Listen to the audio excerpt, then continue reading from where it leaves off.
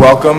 We're going to have a moment of silence, and this moment of silence today, I will ask you, it's a little bit different, to think about Dr. Barbara Daniels, who worked at Round Elementary and passed away this week.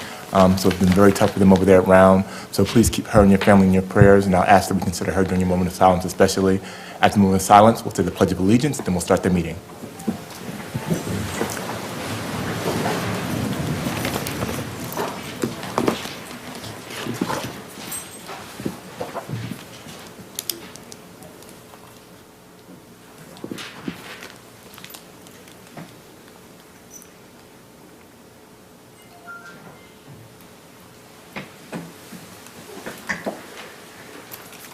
Pledge allegiance to the flag of the United States of America and to the republic for which it stands, one nation, under God, indivisible, with liberty and justice for all.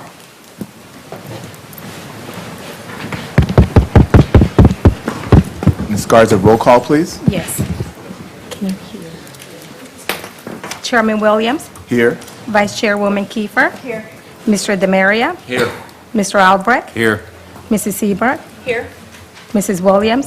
Here. Mr. O'Hanley. Here. Ms. Doan. Here. Mr. Ajiti. Here. Sorry. Thank you. Are there any additions and corrections to the agenda?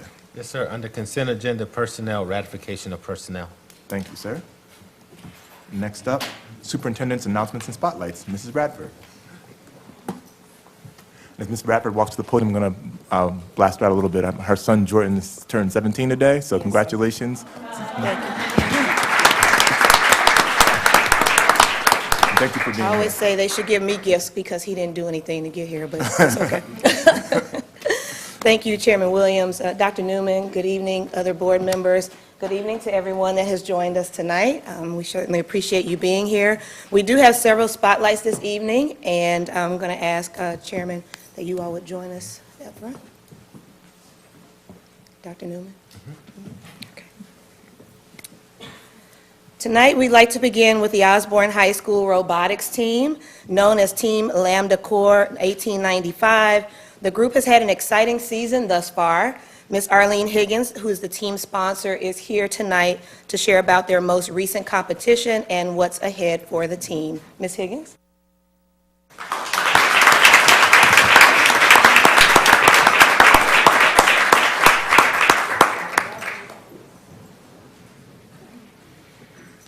Good evening.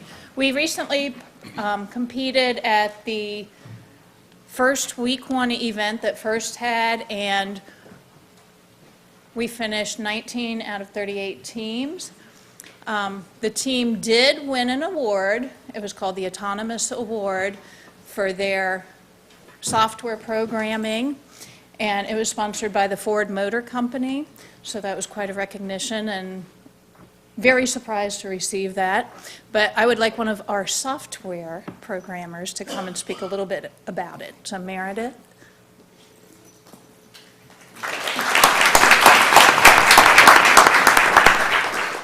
So in this year's game, this competition, the first portion of the match, the drivers cannot see the field, so teams have the option to either put a camera on the robot and let the drivers drive that way, or we can program an autonomous sequence to perform a series of tasks based on what we determine. So the judges awarded us the Autonomous Award because we chose to program that autonomous, and it included a trapezoidal motion profile and vision targeting to get us to our goals in the autonomous period.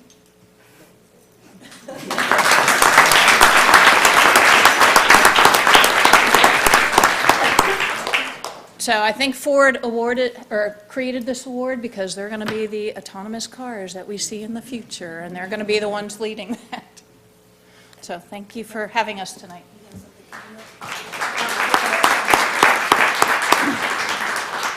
And our next event will be March 23rd and 24th at Oxon Hill High School. So if anybody is available, it's about an hour away, and it'd be very exciting for you to come see what we do.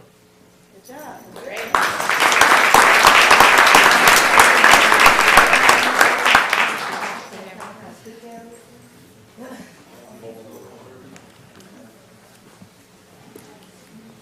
That's great, yeah. You gotta go one more. Let's see. Some may have to kneel just a little bit in the front here.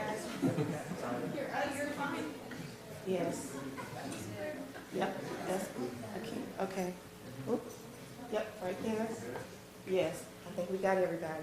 All right, everybody look this way. 1, 2, 3. Let's do one more. 1, 2, 3. Perfect. Thank you.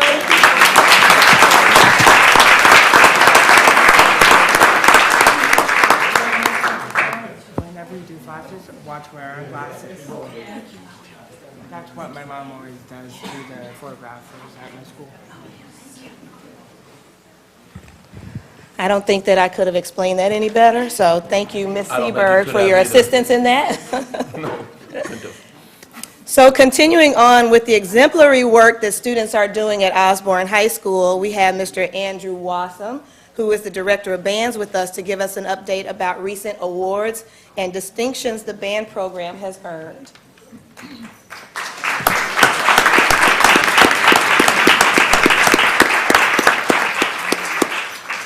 Good evening, Superintendent Newman, school board members, ladies and gentlemen. Before you are some of the seniors and principal chairs of the Osborne High School Symphonic Band. On February 28th, they participated in the District Virginia Band and Orchestra Directors Association assessment and were awarded the highest rating by the organization, which is a superior, with A's in all categories on stage. These students also, most of them are in marching band, who also earned a superior at the assessment this fall, which qualifies us for the first time since 1997 for the status of Virginia Honor Band.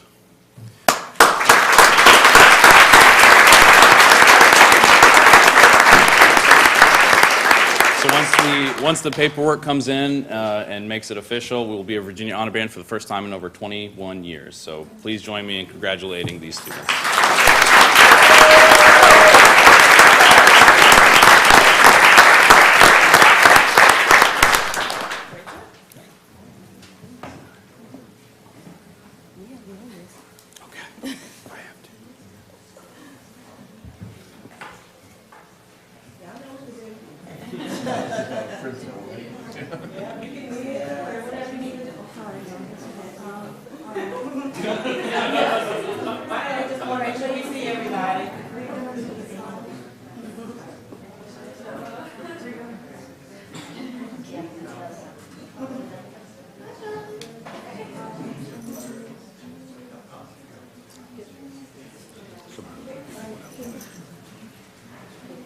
Okay, that's good. Yep. All right. Everybody look this way. Here we go. 1, 2, 3. Okay, let's do one more, and then I'll let her get hers. 1, 2, 3. Okay, go ahead. And 1, 2, 3. One more. All right. Looking right here. Okay. 1, 2, 3. Good job, guys. Yay.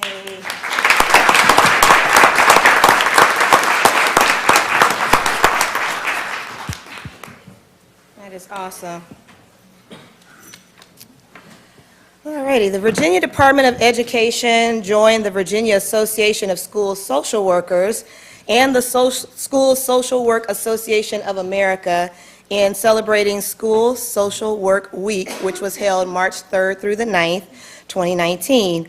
School social workers provide many services in our schools and have specialized training to meet students' behavioral and social emotional needs. As part of the education team, social workers address a wide range of issues that have the potential to impede students' learning, including bullying, attendance, truancy, social, emotional challenges, and behavioral difficulty. The responsibilities of school social workers may also include providing crisis intervention, conflict resolution, and staff support, and connecting students with community services. We would like to publicly thank our MCPS social worker, Ms. Betsy Lindberg, for her work in creating a supportive environment for our students. Ms. Lindberg?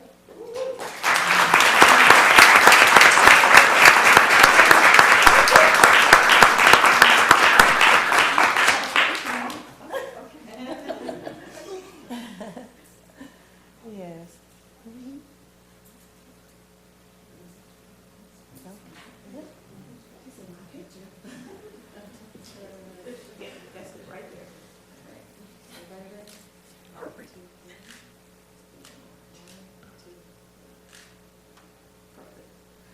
Thank you.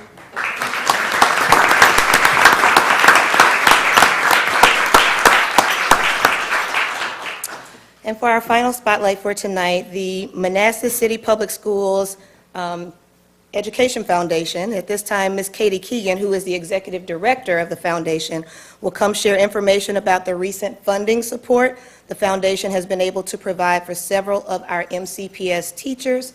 Ms. Keegan?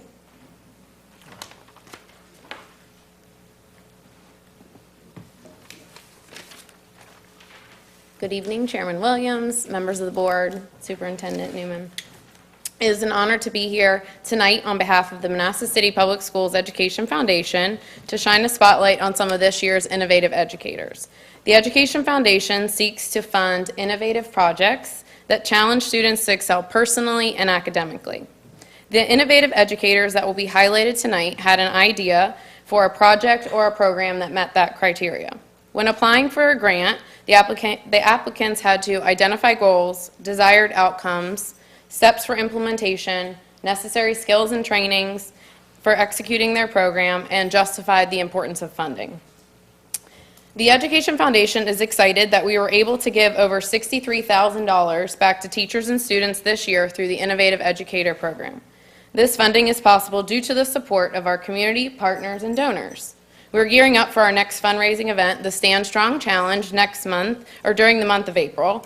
All funds raised during that fundraiser will go directly into our Innovative Educator Grant Program. More information about the Stand Strong Challenge can be found on our website. At this time, I'd like to invite Ramunda Young, she is the Vice President of the Education Foundation, to join me to hand out certificates. We will now share a little bit about some of the innovation happening throughout the school division. Laura Goldzung, principal at Baldwin Elementary, and Eric Dawson, music teacher at Baldwin Elementary. You can come on up.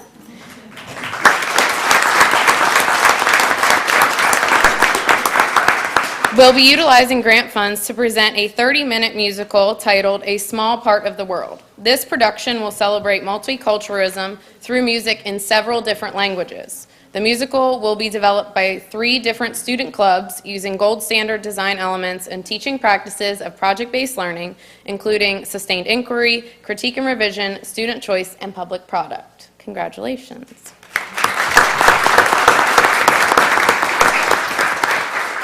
Carrie McDaniel, pre-K teacher at Weems Elementary, and Caroline Wittenberg, pre-K teacher at Dean Elementary, are receiving funds for the second year to provide STEM education and experiences for pre-K students, teachers, and their families to foster collaboration and develop high-order thinking skills, which will prepare students for their future educational journey and career path. Congratulations.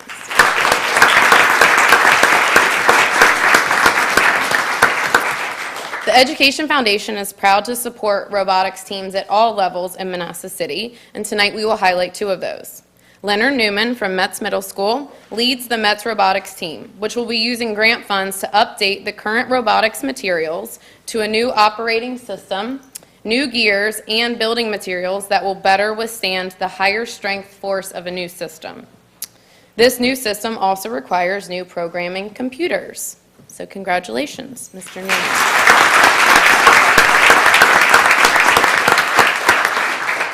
Arlene Higgins is a teacher at Metz Middle School, but it also represents the Osborne High School robotics team that we just heard about. A focus for this team this year was to provide students with the opportunity to introduce new students to the overall process of designing and building a robot.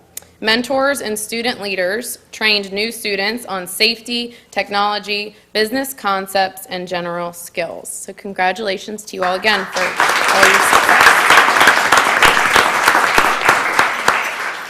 Kathy Nowak is the health and physical education teacher at Baldwin Intermediate. She received, in partnership with Alexandra Anderson, who is the STEM teacher at Baldwin Intermediate, our largest grant this year, and they will be using grant funds in order to use VEX IQ kits to design and build robots to complete challenges while following the Project Lead the Way robotics curriculum. And they will also be able to create models of the human skeleton and then build muscle groups, which is super cool. So congratulations. Kate Green is an ITTS at Dean Elementary. Received funding for a project titled Forget the Bus, Amazing Worldwide Field Trips Inside Our Schools, that will strive to provide access for all elementary students to virtual and augmented reality field trips. Students will use headsets with technology and that enables them to learn in real time on their individual level, become great thinkers, and develop as lifelong learners. Congratulations.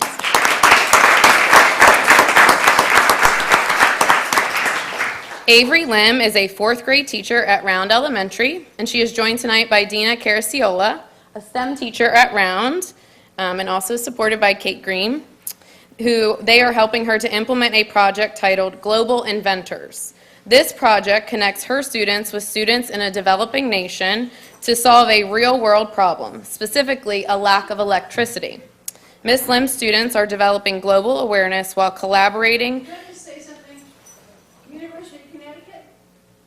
Somebody with the University of Connecticut conversation?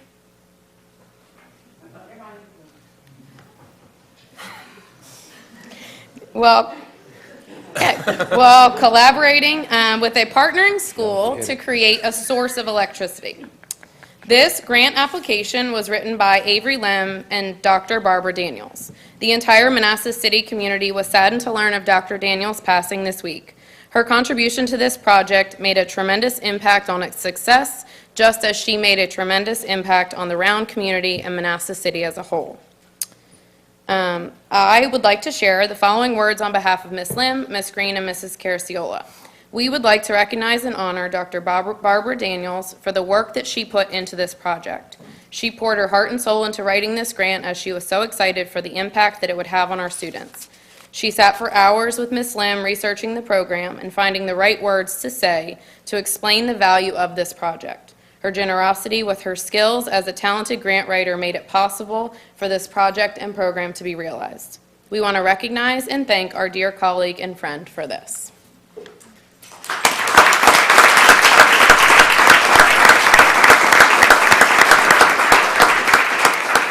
Some of our other innovative educators who are not able to be here with us tonight, we would still like to celebrate them, include Steve Schultz from Osborne High School, Annette Bruner from Weems Elementary, Lisa Harlow from Hayden Elementary, Rhonda Brown from Metz Middle School, Connie Judd from Baldwin Elementary, and Alexandra Anderson from Baldwin Intermediate.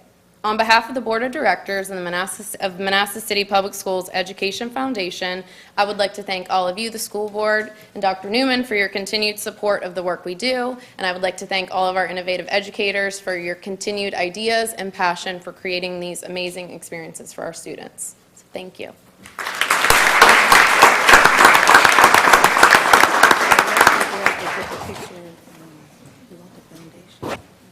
I don't care.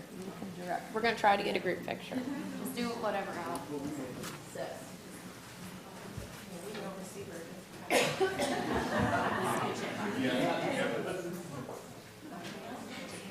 Get the pro. Oh, she's leaving.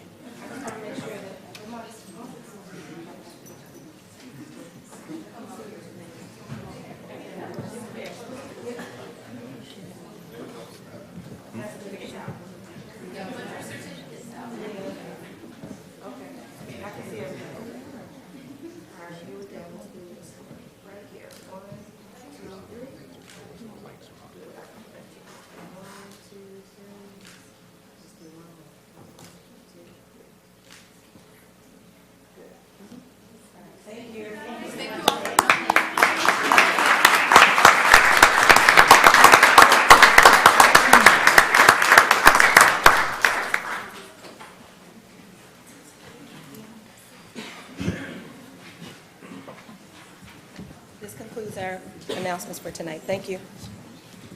Thank you, Mrs. Radford. Next on the agenda is board committee reports. Are there any committee reports? Looking to my left. Yes, Ms. Seberg. Okay, Academics Committee met last week. We reviewed summer programs, and due to the reduced time in our summer schedule this year, we're making adjustments to the typical summer programs and activities. So we can also do building maintenance and cleaning, as well as professional development, and to start planning for the 2019-20 school year. Some of the camps are shortened, and summer school will incorporate some blended environments. And there'll be some shortened time in libraries, and this will all be publicized to everybody out. We also reviewed student services updates to include the academic and career plan, youth science, and the Student Success Center. School quality survey will be sent out and posted in early April. We also reviewed the school calendar for the 2020-21 school year, and we used data received from a recent staff survey to go over some options for that year. And this will be presented to the entire school board at the next school board meeting on March 26th. And we'll post the calendar for survey and public input the next day. Cool. Thank you. Thank you, Mrs. Seberg. I appreciate that. Next on the agenda is board member comments, and we'll start with our student members. Ms. Doan. Thank you. Today at Osborne, we held our regularly scheduled Superintendent Advisory Committee, which typically consists of Dr. Newman and Ms. Radcliffe, as well as various Osborne students, and it was a considerably unique meeting in comparison to the others that we've held this year. Those involved spoke openly about the problems in Osborne and the improvements that can be made. I enjoyed being able to listen and give my opinions on subjects as the school security, disciplinary measures, and school spirit. Initially, I was stunned to hear such open input from my peers, but I soon grew comfortable as Dr. Newman, Ms. Radcliffe, and Chairman Williams showed genuine interest in what was being shared, as always. And although this has happened many times before, it was refreshing to witness a continuing vitality and motivation in our school system despite nearing the end of the year. And I deeply appreciate our faculty and our administration who show deep concern for our opinions, as well as having peers who support open discussion. Thank you. Thank you very much, and thank you for your input today at the meeting. I appreciate it. Mr. Al-Jady. Thank you, Mr. Chairman. It's an exciting time for seniors like myself with graduation day coming up real quickly. Hopefully all seniors by now have already ordered their cap and gown for graduation day, but if you haven't, a Herff Jones representative will be at Osborne Thursday and Friday of this week for a cap and gown ordering event. So if you have not already ordered the cap and gown, this week's a good week to do that, to make sure you're ready for graduation day. Thank you. Thank you. And we're going to mix it up today. We'll start off with Mr. Albrecht. Thank you, Mr. Chair. Just a couple things. You know, seeing Lambda Corps up here and the comments at the end with Ford is spot on. That's really taking our high school education and putting it into relevance when you start talking about autonomous vehicles. Internationally, car sales are down, and the reason is, the whole lot of reasons, but autonomous vehicle operations is a big part of that, and where the world sees it going, and the fact that we have students that are actually preparing for that is fantastic. A big kudos to the Education Foundation. I love the term innovation education. You know, it's probably 30 years ago, and it was Mike Vanderpool, Dr. Bell, myself, we came up with it, and we said, what do we want the foundation to be? And at the time, the word venture capital was not a four-letter word. We said, we want to be the venture capital of the school system, that we can do something cool. You guys came up with a whole lot better term. Finally, I know there are a lot of people scheduled to talk. I'm going to bet maybe it's about the budget.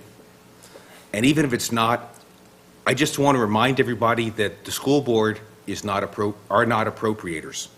And that's a really big word, and what that means is we do not have the constitutional ability to print money. So all we can do is supplant and take away and replace. I'd encourage people, if that's your concerns, to make sure you're talking to members of council, your state senator, your state delegate, and maybe the folks in Washington, but they don't seem to be able to do a darn thing. So that's all, sir. Thank you, Mr. Albrecht. Mr. O'Hanlon.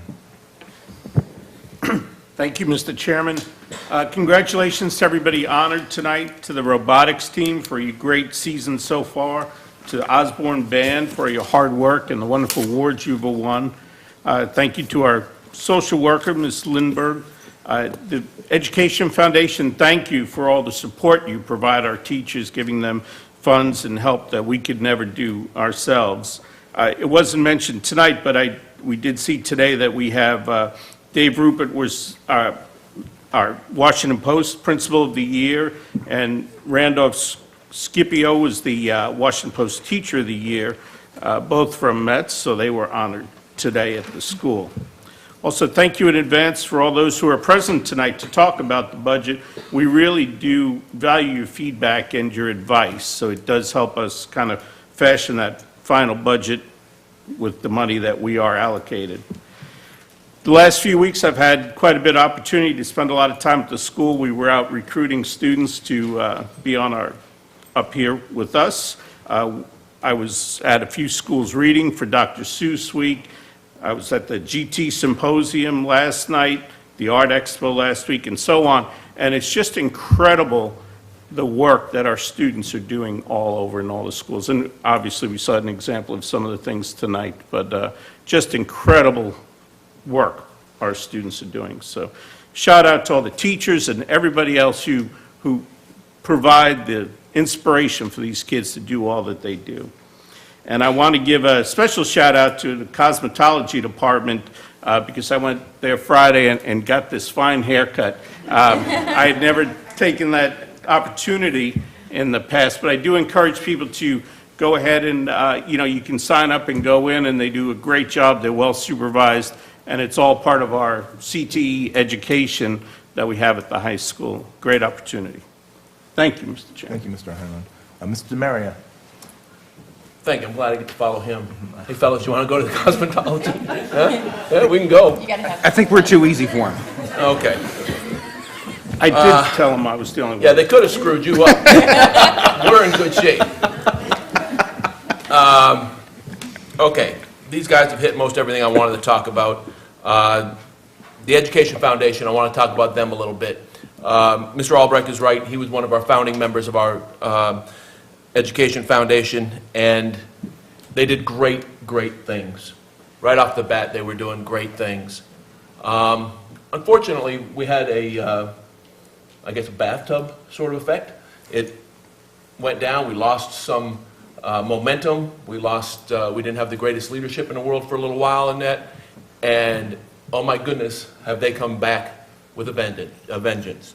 I'd like to thank Ms. Via Gossman and our own Katie Keegan for everything you do. We really appreciate it. Our students appreciate it. Our teachers appreciate it.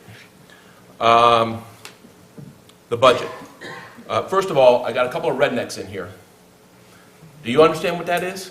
Do you understand what that is? Okay.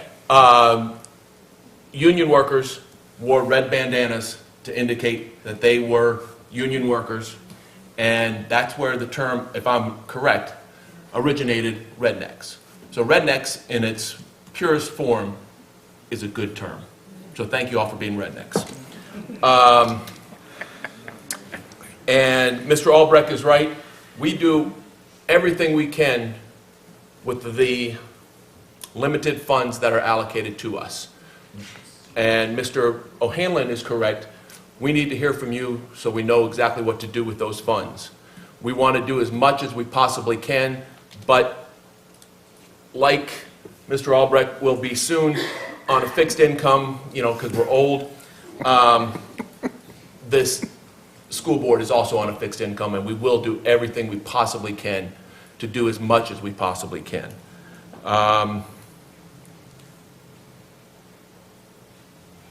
Again, like Mr. Albrecht said, your state and local government are our main funding bodies, and everything starts with them. So hopefully they will continue to fund us somewhat correctly. Neither one is exactly where we need them to be, but again, they're doing all they can do on the local level, I believe. I wish they could do more. I wish they would do more. But the state is really, really leaving us behind. So, thank you, sir. Thank you. Mrs. Williams. I won't take a lot of time because all my colleagues up here have already said everything that I was going to say, and I think hearing from all of you is going to be very important tonight, and I'd like to definitely hear what each and every one of you have to say, and I don't want to take too much time. But I also want to just piggyback off of what Mr. Albrecht said about the Education Foundation. I don't believe I was on the board or when this decision was made to really truly have somebody like Katie Keegan to actually be the executive director of that board, and I think she makes all the difference in the world. And if we were not committed to support that position, all the great things and the innovation that these young students are able to really experience through our school system wouldn't happen, and we wouldn't have the communication out there with our business workforce who really do see the value in our students here in the Manassas City Public Schools. And that's all I have for tonight. Thank you. Thank you. Mrs. Seberg. Thank you, Mr. Chair. Congratulations to all that were recognized tonight. I'm anxious to hear from the Rednecks and everybody else. And as Mr. O'Hanlon mentioned, we did complete our visits to Osborne history classes this month. Thank you to my fellow school board members that helped with that. We visited 34 classes. Application packets for student representatives to the school board are open, and they're available online and in the Osborne office. They are due no later than April 1st. I also wanted to mention that on Thursday night, Jenny Dean is having their STEAM night from 6 to 8 p.m. It's tons of fun, lots of activities for the kids. I hope to see you there, and I look forward to seeing our Dolphin families and anybody else that's interested in science, technology, engineering, art, and math. Thank you. Thank you. Vice Chairwoman Keefer. Hi. It's the beauty of going next to last, is everybody's said all of the things already. I just wanted again to congratulate everyone who's been honored tonight. It's very well deserved. I want to also recognize the importance of the social and emotional supports to our kids. I think it's something that cannot be underestimated. The power of it, the need for it. In society today, it's just crazy what these kids have to go through. So I just really wanted to highlight and thank everybody who supports our kids socially, emotionally, in any way.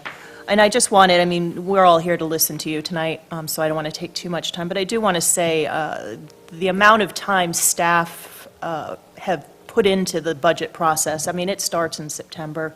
I know many of us were, with the city council trying to reach an agreement pretty much a year now. Still not there, but I would also encourage, I think they have a budget work session upstairs right now, perhaps. We encourage you to keep lifting your voices, not just here with us.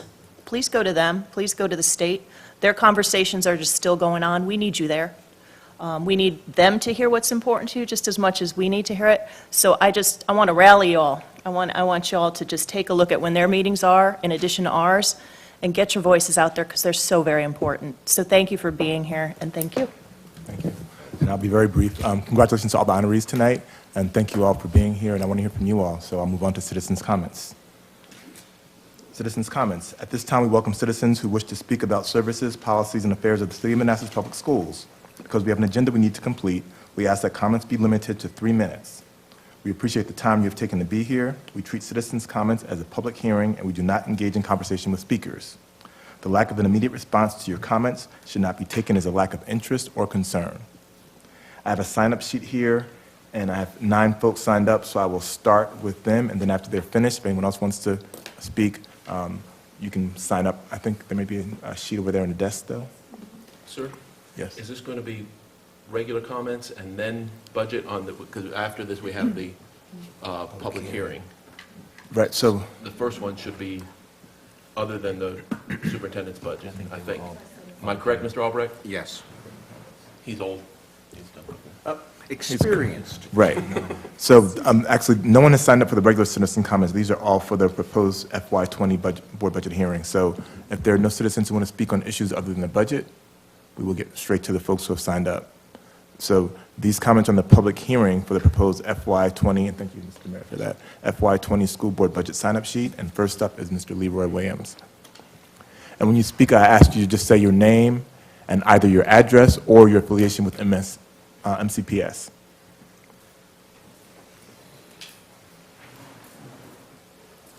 Good evening. My name is Leroy Williams. My address is 9950 Wellington Road, Metz Middle School. Chairman Williams, Vice Chair Kiefer, members of the school board, Dr. Newman, Superintendent. Good evening. I don't claim to be a public speaker, but however, I'm here this afternoon as president of the Manassas Education Association, and I stand before you tonight to support an affordable health care plan for our part-time employees, our bus drivers, cafeteria workers, and custodians. Many of them are faced with a difficult decision when purchasing health care, because as part-time employees, they must pay a higher rate or premium. In comparison to our neighboring school divisions, such as Fairfax, full-time benefits for all part-time employees, and a 25-hour work week guaranteed. Loudoun, a 20-hour work week, full benefits, and insurance rates to include dental and vision. Manassas Park, 30-hour work week. Information from Prince William I did not receive in time. As part-time workers, they cannot take another part-time job to supplement their income due to the fact they must be available for early dismissals due to snow, or late coming in for weather, or any emergency that may happen. They need to be on standby. As I travel around through other counties, I see signs that say school bus drivers needed. But our drivers are dedicated to serving the students of Manassas City Public Schools. Manassas Education Association strongly urge you to support a reasonable, affordable health care plan for all of our part-time workers. Thank you.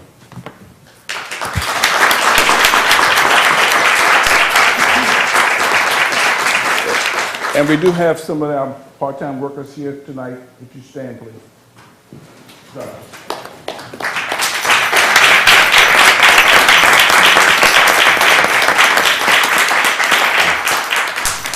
Next on the list is Mrs. Dove.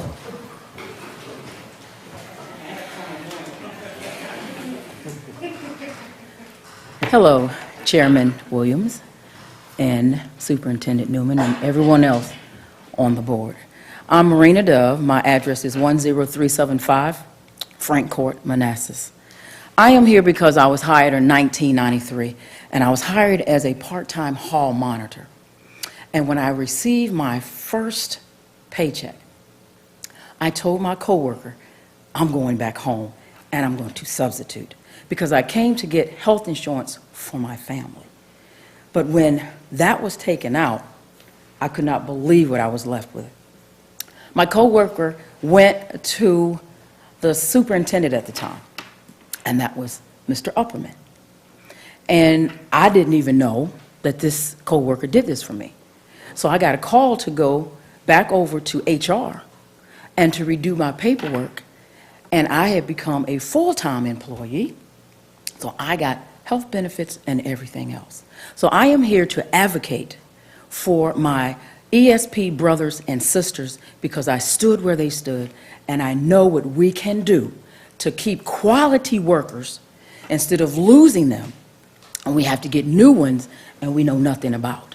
So that's why I'm here, to stand for my ESP brothers and sisters so that they can have affordable health care. Thank you.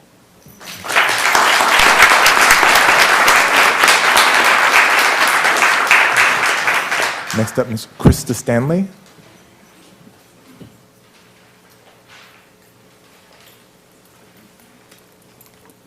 Good evening.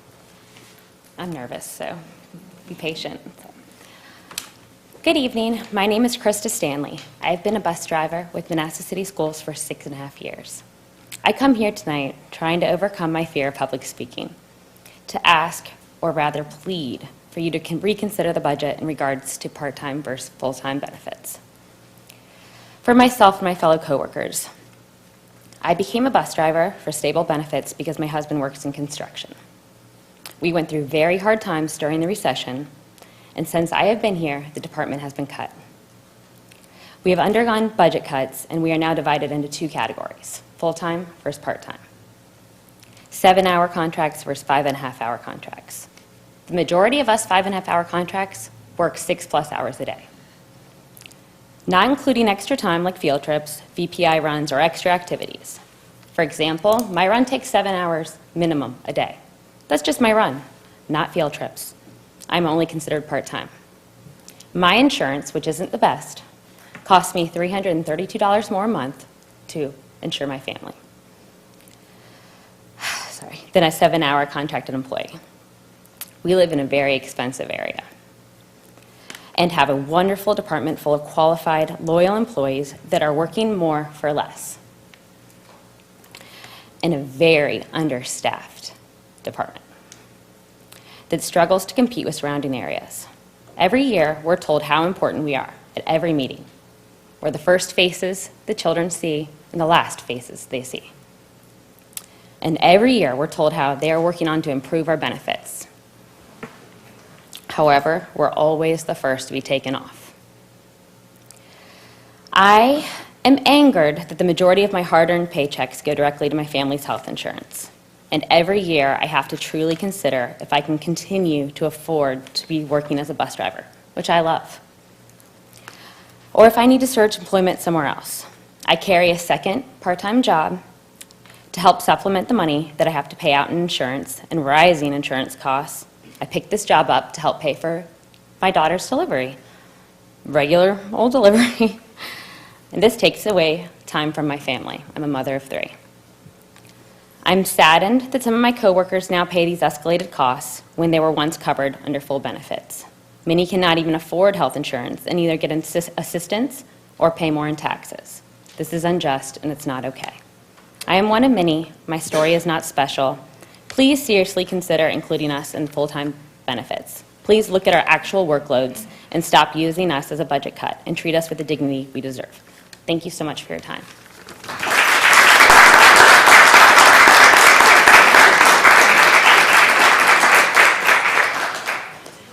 Next up, Lisa Chua. Lisa Chua. Hi, I'm Lisa Chua. I've been driving for 13 years. Fabulous Route 16. I can say that because those people are fabulous, and I take that by association. And I gave birth to an Apple Award winner, so you know the apple doesn't fall far from the tree. I'm here to reiterate what everyone just said. I came here 13 years ago. I had pension. I had pretty affordable insurance. It wasn't exactly the same as what full-timers pay, but it was pretty close. I had tuition reimbursement. I had safe driving award incentives, perfect attendance award incentives, all gone. The recession hit, they just did away with everything. People that I know that got hired with the promise of VRS had it taken because they weren't vested yet. Fortunately, I was already vested, so I still have it. But I feel for these newbies that, you know, we're paying $322 more a month. They could be sticking that in a 403B, a 529 for their kids, whatever. So it really doesn't make any sense. We saw these wonderful, wonderful Osborne achievements, the robotics and the band, and one of those kids was on my high school bus. So man, that did my heart good.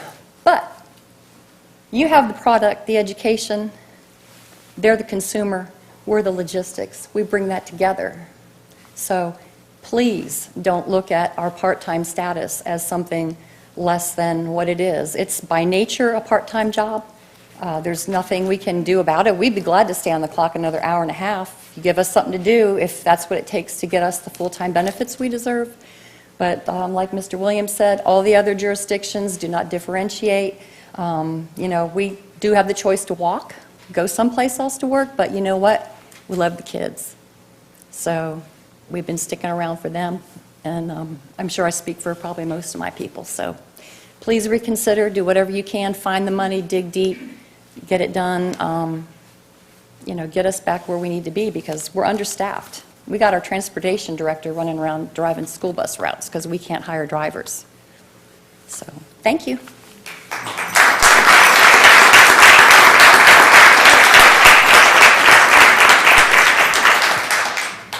Next is Katie Moore.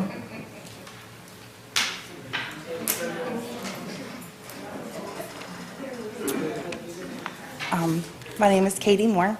I didn't think there was anything more terrifying than a 3-year-old, but there is.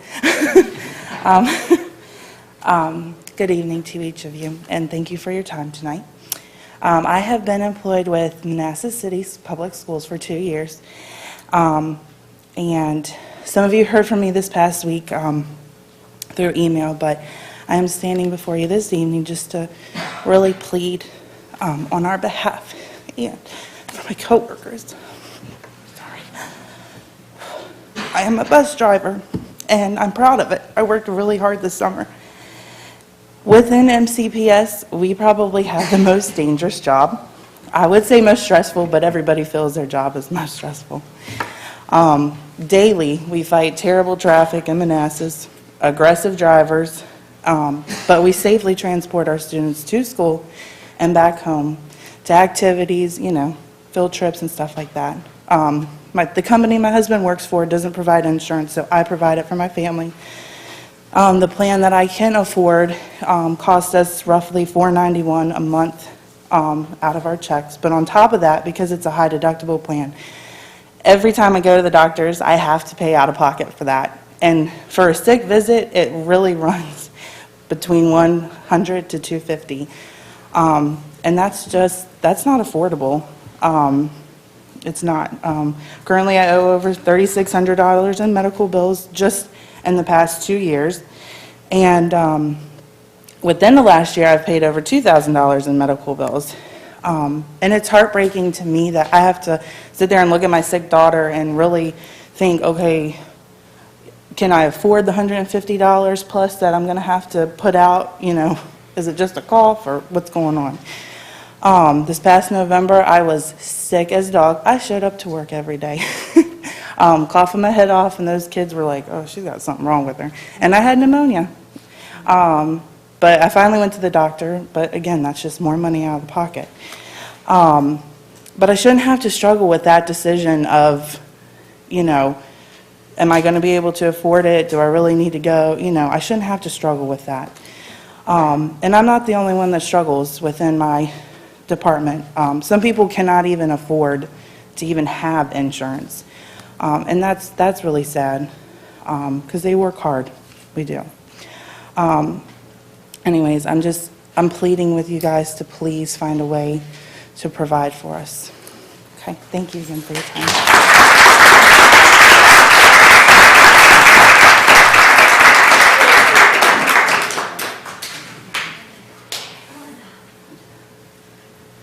If I'm reading this rightly, I think this says Linda McCusker. I'm surprised you got that. Most people mangle that, but thank you. Good evening. My name is Linda McCusker, and I've worked as a school bus driver for Manassas City Public Schools for 13 years. And for most of that time, I'm ashamed to say I was unaware of the disparity between the full-time and part-time rates for health insurance. I was unaware because my family had health insurance through my husband's job. We also had an IRA through my husband's job, which enabled us to prepare for retirement. That all changed when my husband unexpectedly passed away 4.5 years ago. Since then, it's been a real struggle for me to provide insurance for my family. When I first saw the part-time versus full-time rates, I couldn't believe how much higher the part-time rates were. For example, for Kaiser, the full-time rate for employee and family is $425 monthly. The part-time rate for the same coverage is $757 monthly. That's $332 more per month, and $3,984, almost $4,000 more a year. And it causes great hardship to support staff employees to be charged such a large amount for health insurance. As they already said, many of my coworkers have no choice but to not have health insurance at all, which I can't even wrap my head around because anything could happen. Many of them work second jobs to try and offset the heavy and large health care costs. And it was mentioned before, we have to be on standby. You know, you're just kind of doing that, well, I hope I can keep this job because this job is the main priority. The only way that I've been able to retain health insurance through MCPS is by draining the IRA that I mentioned earlier. Since support staff cannot participate in the VRS, I will have no way to retire. I'll have to pray that I stay healthy enough to continue working for a long time. Yet I'm one of the lucky ones. At least I'll have health insurance until my IRA runs out. But that day is fast approaching. I have no idea what I'll do when that day comes. I am particularly worried that I will no longer be able to afford the eye injections that keep me from going blind. I have an eye condition that requires injections of a medication called Eylea every 8 weeks. With the injections, I maintain a 20/20 vision. Without them, I will go blind. You can see how desperately I need affordable health insurance, and my story is just one of many. So I'm here this evening asking that you find a way to include affordable health care and participation in the VRS system for all employees in the budget. Thank you very much for listening.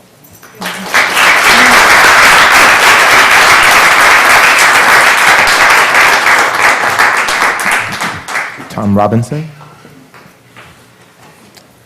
Mr. Chairman, Mr. Newman, members of the board, thank you so much for the opportunity we have to come before you tonight and plead with you about this matter of affordable health care. I'm a lifelong resident. I was born here in Manassas City. My father also is a life resident. He's 93 this year, and he's lived on the same block all of his life. I know what the city is. Like I said, I was born and raised here. I watched it as it grew from a small town into a large city. I went through the school system here. And tonight, I come to you on behalf of my coworkers, who you've already heard. There's nothing else I could say other than I hope you carefully consider what has been proposed to you tonight. You see, this is very important to each one of them. I've listened to some of the stories, and every one of them just rent your heart. I was one of the fortunate ones because I continued working with the city, and then I went on to the county, and I got my VRS through there, and I was able to keep my health care through there, so that's not something that concerns me. But as I listened to my coworkers, I realized real quick, it's more than just me. They have a real need. And I know, Mr. Albright, you said earlier that your hands are tied, and I understand that. I know. I worked with budgets. I know how important they are to maintain, how important it is to work with a limited amount of money.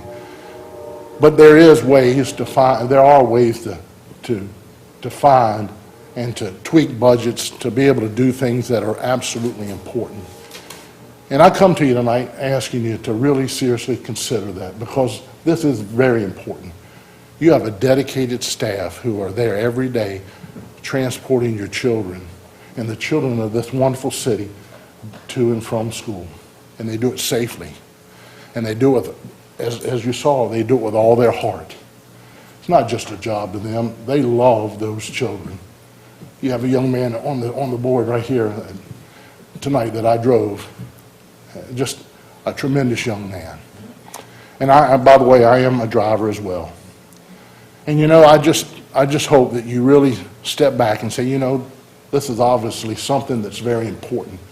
And we need to do whatever's necessary to see that we can at least do something for these drivers. And not just the drivers, it's all of your support staff. You know, just a real quick analogy. The body is an important part, and every piece of that body has a purpose. Absolutely. And you know, without some of those parts, the body can still function correctly, but it is not as efficient as when you have all of it as it's intended. Your support staff makes up a vital part of the school system.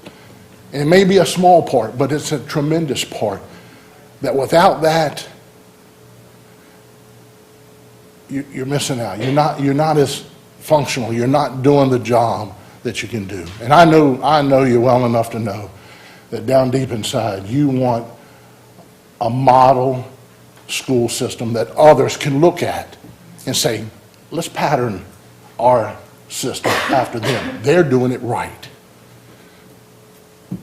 Think about it tonight. Thank you.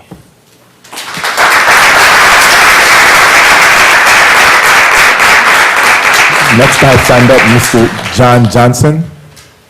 I think that's Jen Johnson. Jen Johnson, okay. You look like I know. Sorry Jen about that. Johnson, 9219 Brinkley Lane. I am a Manassas City Public Schools teacher and a parent of 2 Manassas Public Schools students. Every morning, my children walk out of the door, and I know that they're going to arrive at school safely. I know while they're there, They're going to have a nice hot lunch. I know they're going to be doing this in a nice clean school, so that I'm able to go to my job and teach students. But although my shirt says that the future of America is in my classroom, I'm not the one who gets them there. Those are those dedicated bus drivers. And I'm not the one who's provided a nice, clean, safe classroom for them to learn in. Those are our custodians, including the wonderful custodians at Weems who have actually taken it upon themselves to help me with my Spanish, because I'm trying to learn Spanish so that I can talk better with my parents. And they've decided they're going to help teach me. And I'm not the one who gives them that hot lunch that they desperately need and the breakfast that many of them show up not having had otherwise so that they can learn. I can't teach a student who is not in my classroom. I cannot effectively teach a student who is hungry. And I cannot safely teach a student in a classroom and in a school that is dirty. And to me, it is unconscionable that these essential partners of mine in education are not being treated with the respect to be able to afford health care. So that custodian that I had to call today to clean up a biohazard in my classroom, because I don't have the training or the ability to safely do it, the person who is handling bodily fluids that can cause illness doesn't have health care at the same rate that I do. And that really bothers me to hear that that's the case. These are the people that we need and depend upon in order for teachers like me to educate our students. And I know we don't make money here, but this is a very important thing. These are people who we can't teach our students safely, effectively without. And I know that my students are going to get to my classroom safe every day, and that I can teach them, and that after we've had a run of flu, which we've had through Weems, in fact, I was one of the victims, and had, good health care to take care of it when I did get sick. I know that those custodians came in and made sure my room was as clean as it could possibly be. And when we had students at Weems last year who were not getting out until well after 6 o'clock because of the lockdown emergency we had, it was those bus drivers that stayed late and came to pick them up. And so we need to support them the same way that they support us educators and teachers in the classroom, and the same way that they support our students. Thank you very much.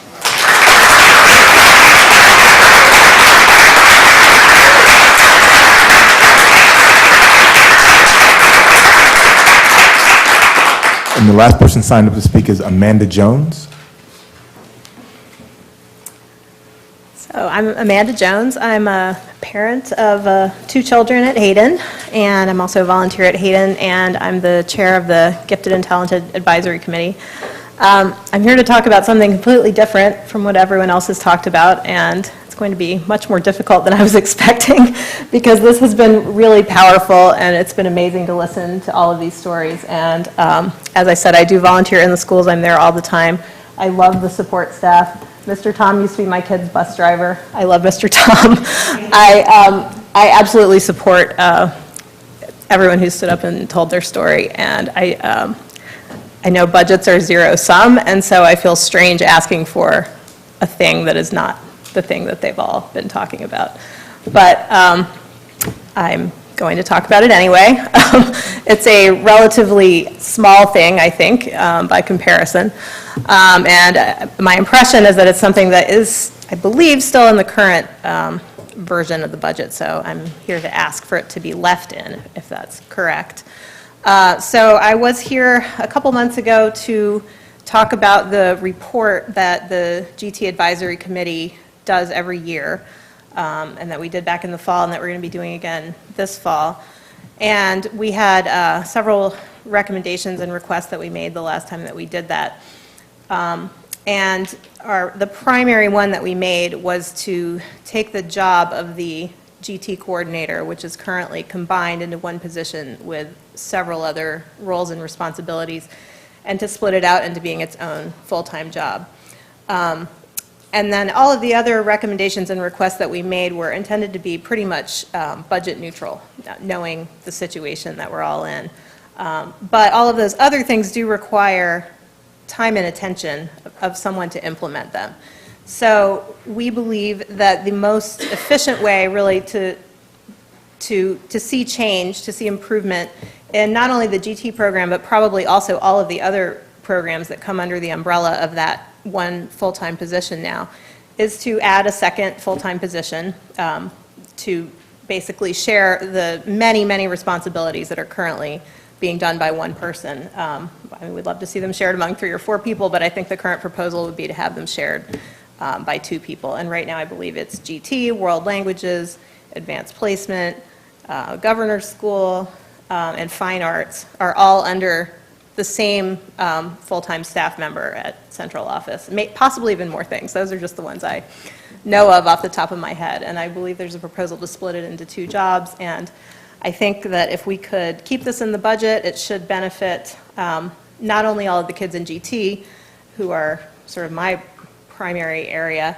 of, I guess, knowledge, but also I would think all of the kids in Fine Arts, all of the kids in World Languages, all of the kids in AP, and all of the kids who are not in those programs but could hopefully be identified and recruited into those programs. And one of my main focuses, and the main focuses of the people who are on the committee with me, is to try to expand our identification net and bring more low-income kids and more kids from underrepresented groups into the gifted program.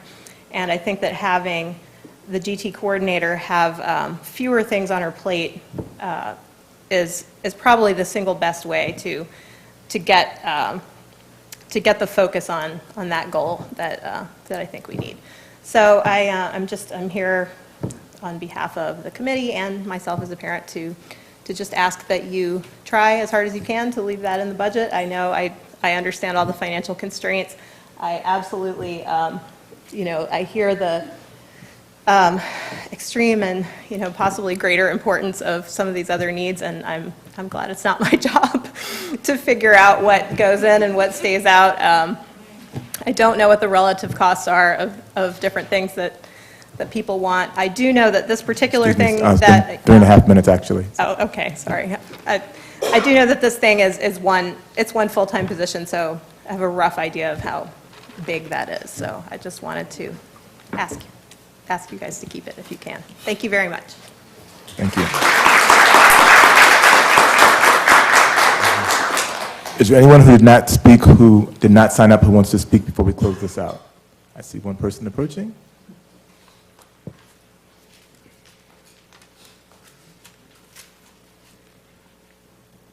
Please state your name and your affiliation. My name is Sandra Bushrod Thompson. I do not live in the city of Manassas. I work for you. I'm currently a teacher at Osborne High School. I teach economics and personal finance. 2 years ago, I taught career and college readiness at Metz Middle School. So when I come to you to speak tonight, I'm speaking not just for my peers, but from an academic standpoint of what you're asking me to teach your students, to prepare themselves for a career that will give them, at least, at minimum, a living wage. But we have our ESPs here. We had a meeting, MEA meeting not long ago, and they shared with us how much take-home pay they had left after they paid for their health care. We were astounded because it's not a living wage, but yet we expect them to come each and every day, transport our children to and from school, clean our classrooms, our buildings, prepare the meals, and then go home without enough money to take care of their own families. So I ask you tonight, I plead with you to provide them a living wage, to provide the health care that they deserve, that I teach our students they must have as a part of economics and personal finance, to prepare for those risks that they can't plan for. So I ask you tonight to make provisions for them, that they have the health care that they need. Thank you.